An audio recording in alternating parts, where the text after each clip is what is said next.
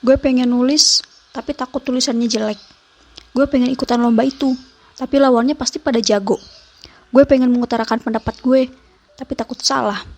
Besok gue ujian praktek, pengujinya killer Besok gue presentasi, mana audiensnya pada kritis, takut dikasih pertanyaan yang sulit, ntar gak bisa jawab lagi.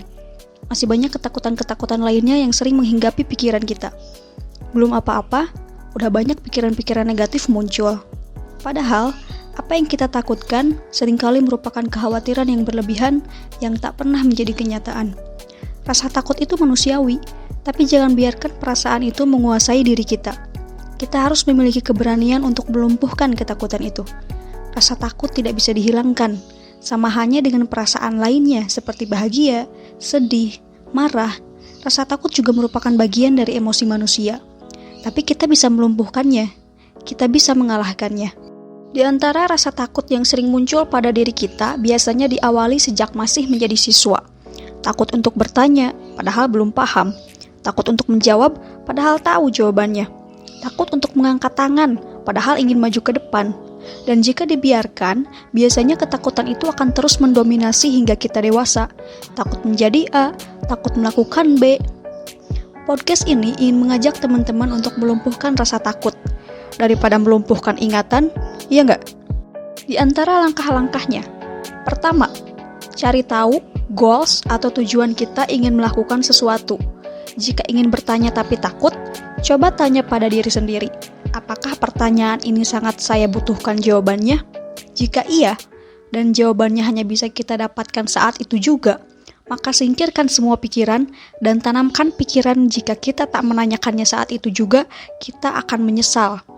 Jika ingin jadi penulis, ingin mengikuti lomba, ingin mengutarakan pendapat, tanya pada diri sendiri, apa tujuannya? Jika tujuannya benar, tanamkan pikiran bahwa segala sesuatu yang benar akan selalu mendapatkan pertolongan Tuhan. Jadi, jangan takut dan mulai aja dulu. Kedua, cari tahu apa yang membuat kita takut. Jika kita takut karena orang yang akan kita hadapi terkenal kurang baik, atau kalau di sekolah kita mengenalnya sebagai guru killer misalnya, percayalah, setiap manusia itu pada dasarnya baik. Kita hanya perlu menggali hatinya. Jadilah diri kita apa adanya, berlaku setulus mungkin, dan tunjukkan kemampuan atau penampilan terbaik kita, buat orang itu terkesan. Jika kita takut akan komentar orang lain, tidak usah dipikirkan. Ingat, dalam hidup ini ada suka, ada tidak suka, ada sanjungan, ada kritik, dan kita harus belajar menerimanya. Kita harus terbiasa dengannya, karena sampai kapanpun, kedua hal itu pasti ada dalam kehidupan ini. Terlalu banyak pujian tidak bagus, karena akan membuat kita malas untuk belajar dan berkembang. Dan kritik justru perlu, agar kita terpacu untuk memperbaiki diri menjadi lebih baik lagi.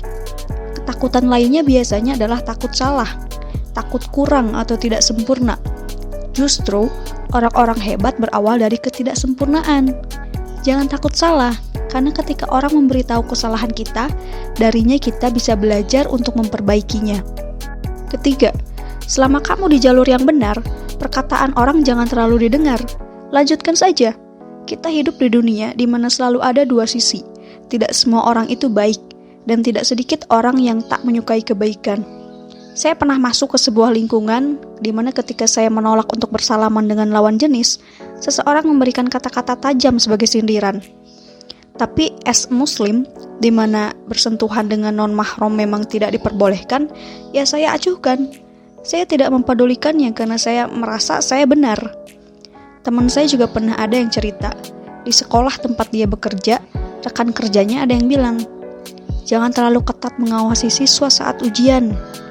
Waktu itu saya bilang sama dia, ya kamu kan melakukan hal yang benar, kenapa mesti takut? Kenapa ragu? Lanjutin aja. Kan memang tugas guru mendidik siswa, menanamkan kejujuran. Jadi, selama kita berada di jalur yang benar, gak usah takut. Memang akan ada aja godaannya, terutama lingkungan yang tidak mendukung. Tapi itulah tantangannya. Apakah kita mau ikut-ikutan, atau tetap teguh pendirian? Ingat pada tujuan awal. Segala sesuatu yang benar akan selalu mendapatkan pertolongan Tuhan. Selanjutnya, mulai. Seringkali yang tersulit atau terberat adalah langkah untuk memulai. Dan biasanya musuh terbesar dalam memulai adalah malas dengan berbagai alasan apapun. Jadi, setelah mendengarkan podcast ini, langsung terapkan. Jangan pikirkan segala hal yang mengkhawatirkan di masa depan. Kalau tidak dimulai sekarang, kesempatan itu bisa saja hilang, atau malah orang lain yang duluan. Kalau nggak mau ketinggalan, ayo, segera mulai. Lebih cepat kita memulai, lebih cepat kita tahu kesalahan dan kekurangan. Maka lebih cepat kita belajar dan memperbaiki diri, lebih cepat kesempurnaan itu datang. Jangan menunggu orang lain, segera mulai dari sekarang.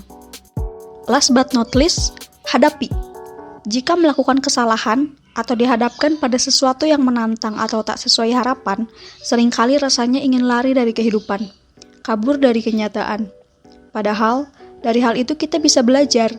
Hidup memang proses, hidup memang perjuangan. Jangan pernah memimpikan kesuksesan dan kebahagiaan jika tidak mau berjuang untuk menggapainya. Berakit-rakit ke hulu, berenang-renang ke tepian.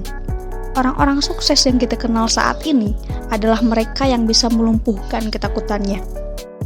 Matt Doherty mengatakan, "My dad said to be happy in my life, realize how blessed I am to be in the situation I'm in, which of course I am." Nikmati saja semua fase hidup yang kita lalui. Lari itu melelahkan, apalagi lari dari kehidupan dan kenyataan. Jadi, hadapi saja. Don't let the fear of losing be greater than the excitement of winning, kata Robert Kiyosaki. Saya Rani Syahreza dari podcast nih. Wassalamualaikum warahmatullahi wabarakatuh.